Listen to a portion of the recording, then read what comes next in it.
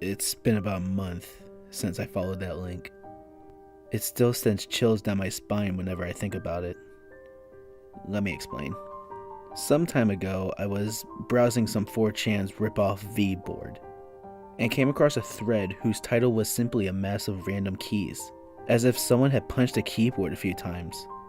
And the text was much of the same, but it had several letters repeated with what I thought was random text thrown in. Since I had too much time on my hands and Word open, I decided to get rid of the repeated letters. Surprisingly, it turned out to be a link without punctuation. It was still a mass of letters, but the HTTP and COM were too hard to ignore. So I got some free antivirus and prepared for the worst. The site was full of ads, so I came back with ad blocker enabled.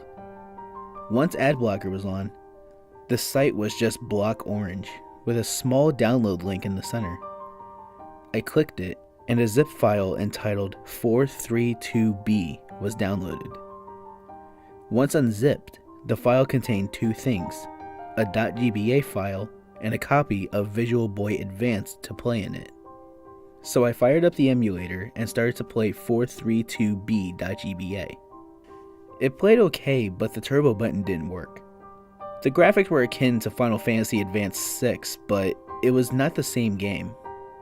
Instead of a developer name screen, it simply cut to a title, and play was the only option. So I pressed X to select it, and it cut to another black screen for about 4 seconds. It loaded to a young boy wearing something akin to a Link outfit, but a muddy brown instead of green. The premise of the game was simple: run from a pack of wolves or die by getting eaten, which turned out to be pretty fun. I didn't really see this as creepy, but then again, I'm not one of those paranoid creepypasta protagonists. After eventually being chased down and killed a couple of times, I noticed something after the 5th death. The screens where the wolves could be seen eating you were getting longer, and the character grew thinner and thinner and got slower. The wolves would stay the same speed, however. I wondered if it was possible, by this logic, to die before the game began. After about 50 tries, the character looked near death by the time the screen faded into him, and the wolves pounced the moment I gained control.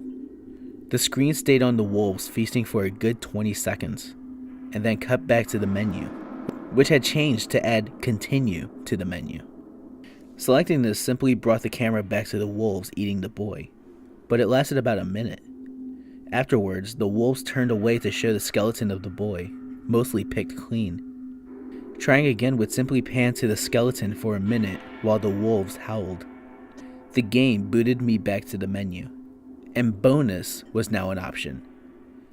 I selected it, and it was a close-up of the boy's corpse, still done within the limitations of Game Boy Advance graphics.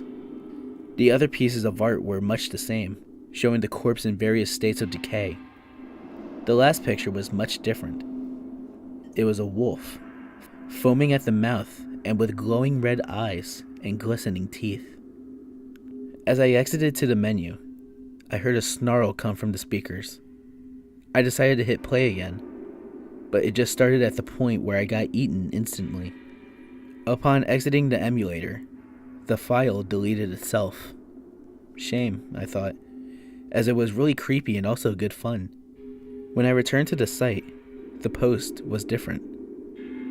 It had the same title, but there was no text, and the picture was of that damned wolf with the red eyes.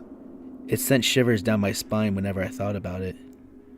And occasionally, while I do other things, I will hear howls from my speakers, or sometimes a snarl.